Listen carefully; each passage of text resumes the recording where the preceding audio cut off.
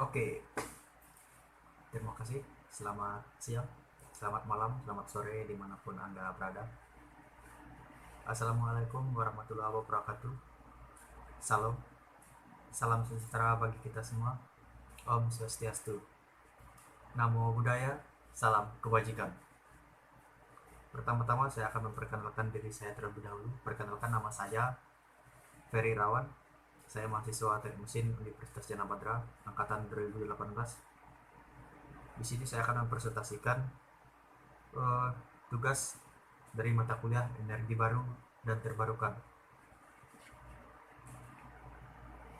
Dan di sini saya mengambil topik solar water heater, di mana solar water heater adalah pemanas air tenaga matahari. Oke, kita lanjut.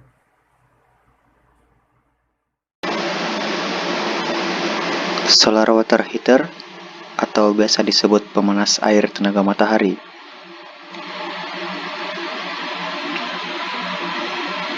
Oke, pendahuluan. Energi panas matahari merupakan salah satu sumber energi yang bersumber dari cahaya panas matahari. Dengan panasnya, energi ini diserap dan dimanfaatkan untuk memanaskan air dengan bantuan energi matahari, yang dirubah dengan menggunakan inovasi dan teknologi untuk mengubah energi dari cahaya panas bumi menjadi pemanas air sebagai penunjang utamanya. Oke, di samping ini ada sebuah gambar. Ini adalah contoh jenis dari pemanas air tenaga matahari. Nanti lebih lanjutnya kita akan jelaskan. Kita lanjut ke slide berikutnya. Ini tentang solar water heater. Solar water heater bekerja dengan menggunakan panel surya yang biasa disebut dengan kolektor. Biasanya panel atau kolektor ini dipasang pada atap rumah atau bangunan yang memakai alat pemanas air tenaga surya. Cara kerja dari panel atau kolektor ini mengumpulkan panas matahari dan menggunakan untuk proses memanaskan air. Proses pemanasan itu dilakukan dan disiapkan, maksud saya disimpan dalam proses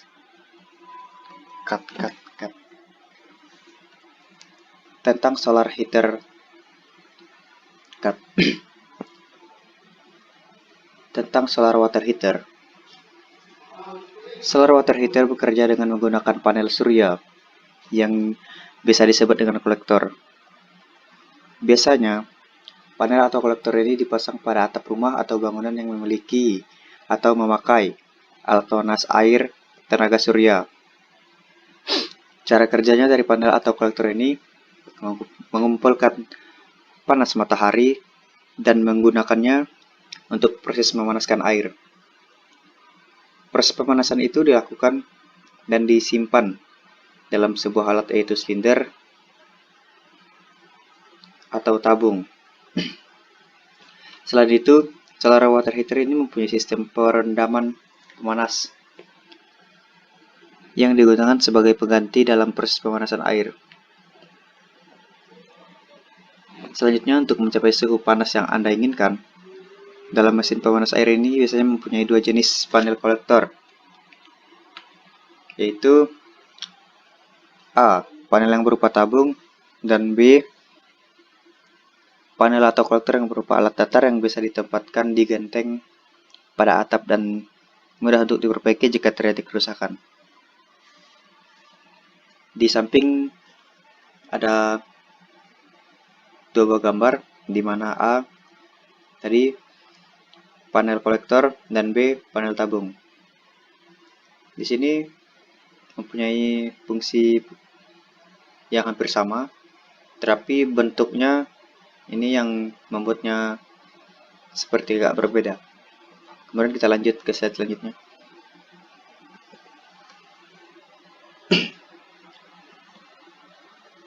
Solar water heater dan klasifikasinya. 1. jenis water heater listrik atau electric water heater. Seperti namanya, water heater ini menggunakan listrik sebagai energi utama untuk memanaskan air. Electric water heater terdiri dari dua, yaitu A. Instant electric water heater, dan tipe B, water heater listrik dengan penampungan. Dan jenis kedua, solar water heater atau disingkat SWH.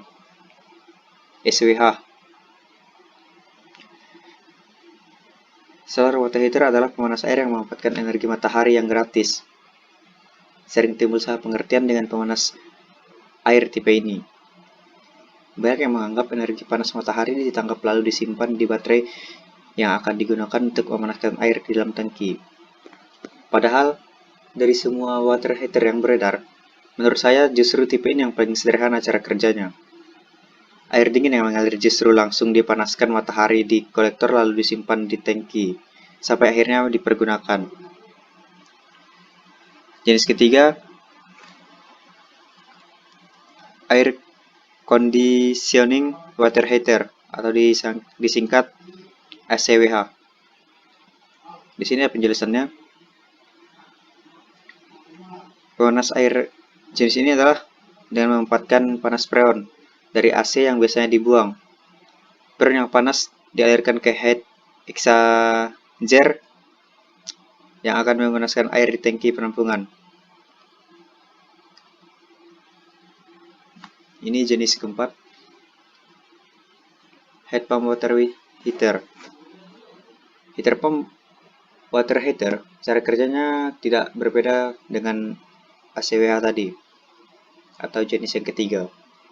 Hanya saja di heat pump semua sudah menjadi satu kesatuan yang didesain untuk air panas. Sedangkan ACWH memanfaatkan AC yang sudah ada, sehingga harus kita modifikasi untuk bisa disalurkan ke tangki penampungan. Jenis kelima, gas water heater. Pemanas air ini menggunakan gas, bisa digunakan gas LPG ataupun gas alam sebagai sumber energi untuk memanaskan air. Caranya dengan membakar seperti kompor gas, pipa yang dalamnya mengalir air dingin langsung dipanasi sehingga air yang keluar langsung panas tanpa perlu ditampung terlebih dahulu. Dan jenis keenam, solar rubber pool heating. Pemanas air ini didesain untuk kolam renang dengan memanfaatkan panas matahari. Cara kerjanya hampir sama dengan solar water heater. Hanya saja untuk kolektor atau penangkap panas menggunakan panel karet atau polimer yang tahan terhadap klor atau zat kimia kolam renang. Sistem pemanasan ini tidak menggunakan tangki penampungan. Justru kolam renang itu sendirilah yang sebagai tangki penampungan dan sirkulasi langsung. Oke, sampai di sini kita lanjut. Potensi energi solar water heater yang ada di Indonesia. Oke, di sini potensi solar water heater di Indonesia masih sangat terbatas. Kenapa? Dikarenakan harga yang cukup tinggi membuat masyarakat yang mempunyai ekonomi menengah hingga di bawah rata-rata tidak dapat menggunakan energi tersebut. Dan hanya bagian perhotelan hingga orang-orang tertentu yang dapat menggunakannya dalam arti masyarakat yang mempunyai ekonomi di atas rata-rata. Dampak potensi energi solar water heater tidak terlalu berpengaruh di wilayah yang bersuhu tropis, tetapi sebagian orang bahkan kita juga ingin memerlukannya. Oke, di sini mekanisme kerja solar water heater.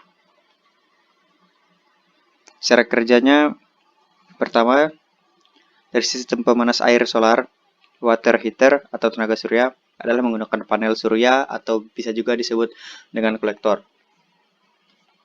Komponen ini dipasang pada atap rumah atau bangunan yang mana harus mendapat sinar matahari secara langsung untuk mengumpulkan panas matahari atau menggunakannya sebagai proses pemanas air.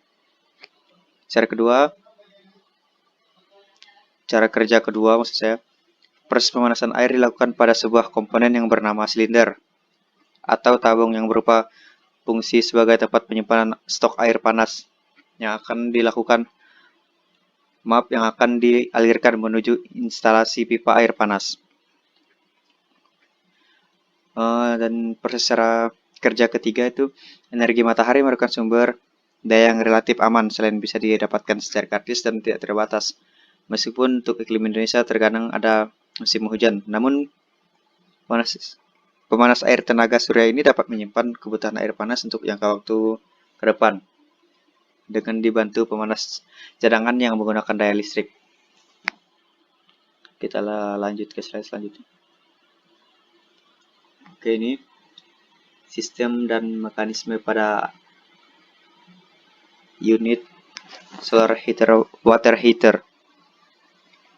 Unit mesin pemanas air tenaga surya terdiri dari stroke tank atau tabung penyimpanan air panas yang bekerja seperti termos. Panel kolektor adalah tempat untuk memanaskan air yang terdiri dari plat absorber, dan bagian ini berfungsi seperti kompor serta rangkaian pipa penghubung untuk menghasilkan air panas dari panel kolektor ke stroke tank. Pipa air dingin yang menuju struktur tank mengalir ke panel kolektor. Kemudian terjadilah sirkulasi. Panas air di dalam stroke tank suhunya berkisaran 60 derajat Celcius. Karena dorongan air dingin maka akan disuplai menuju saluran keluar atau keran-keran. Yang suhu yang terlalu panas maka dalam penggunaannya harus dicampur dengan air dingin sampai mendapatkan suhu yang aman.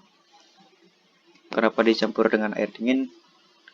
Agar apabila kita menggunakan air ini, badan kita tidak melepuh karena suhunya terlalu tinggi.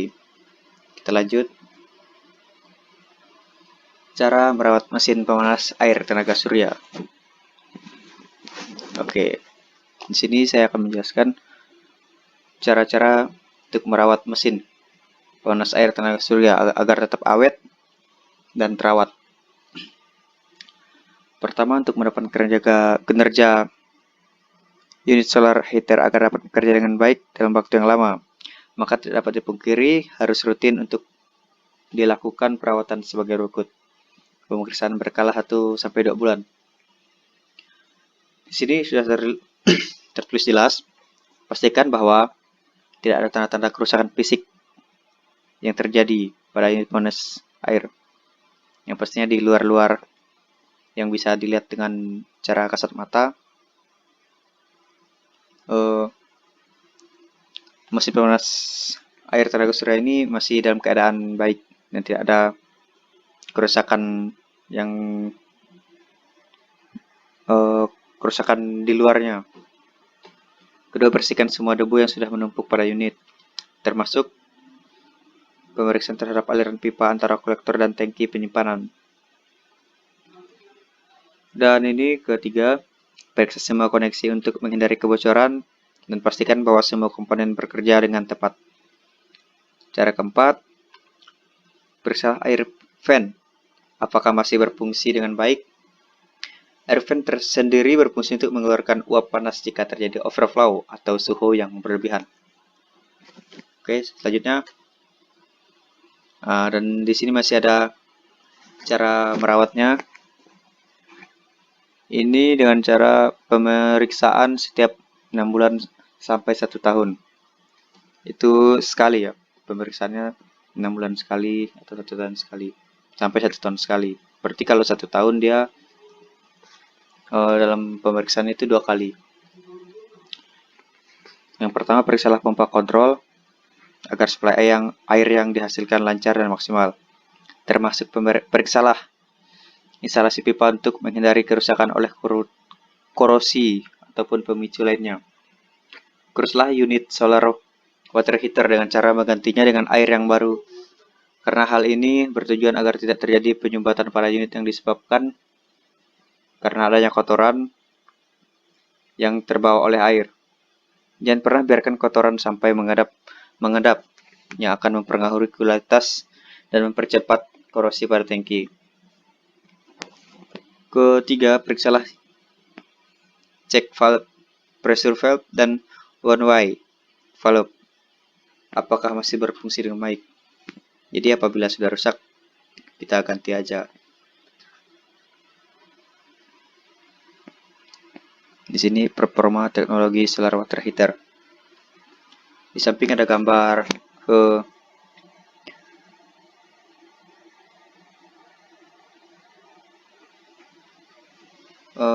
conventional plant dan sistem tabung vakum. Oke. Di sini keterangannya secara rata-rata sistem conventional flat dan sistem tabung vakum dapat menghasilkan panas dengan baik saat kondisi cerah terik. Sistem tabung vakum mencapai temperatur panas lebih tinggi karena sistem tabung vakum menyerap lebih banyak energi matahari dengan tingkat pembuangan panas atau heat loss sangat rendah. Beda dengan halnya dengan conventional flat. Ketika berawan gelap dan cerah hujan tinggi, sistem tabung vakum lebih unggul menghasilkan dan menjaga temperatur air panas. Atau di mana saat-saat cuaca seperti ini sangat diperlukan air panas.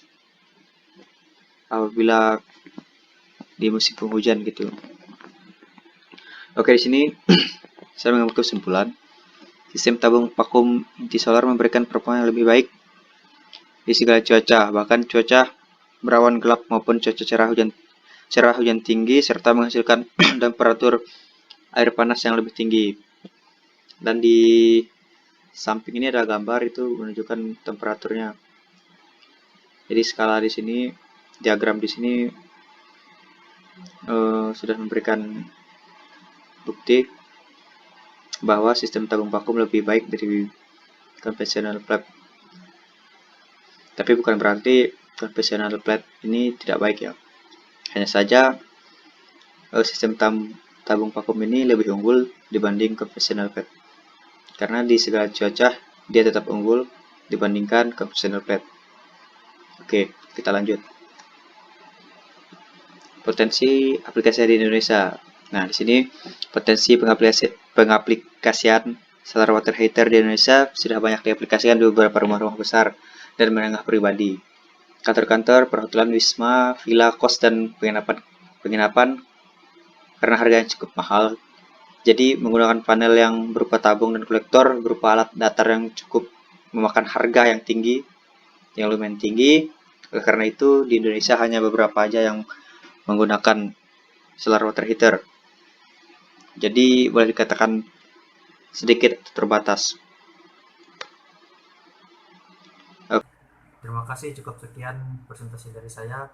Semoga bermanfaat untuk teman-teman sekalian. Jangan lupa like ya. Terima kasih.